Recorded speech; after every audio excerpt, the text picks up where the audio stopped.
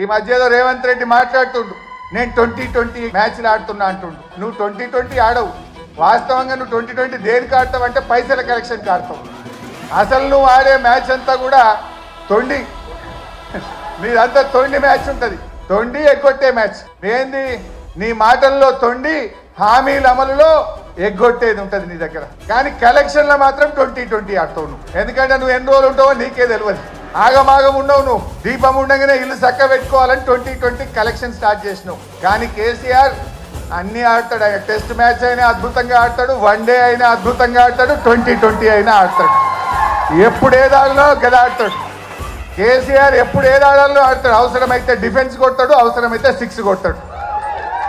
కానీ ఇవాళ తెలంగాణ ప్రజలు ఏ పల్లెల్లో పోయినా ఎక్కడ పోయినా ఏమంటున్నారు? మళ్ళీ కేసీఆరే రావాలి, మా కేసీఆర్ మాకు కావాలి అని ప్రతి నోట. ఇది నేనేదో ఉపన్యాసం కోసం చెప్తలేను. కారులో పోతా ఉంటే సిగ్నల్ పడితే పాపం ఉన్నది. తలుపు కొట్టి అద్దం దించి సార్ కేసీఆర్ కావాలి, మళ్ళా మనమే రావాలి, వీడు బాగలేడని. అది ట్యాక్సీ డ్రైవర్ కావచ్చు, ఆటో డ్రైవర్ కావచ్చు, అది ఎవరన్నా కానీ, ఆ రోడ్డు మీద పోయే పిల్లలు కావచ్చు, మళ్ళీ కేసీఆర్ కావాలని మాట్లాడతాం. ఇది ఈరోజు తెలంగాణ సమాజం కోరుకుంటుంది.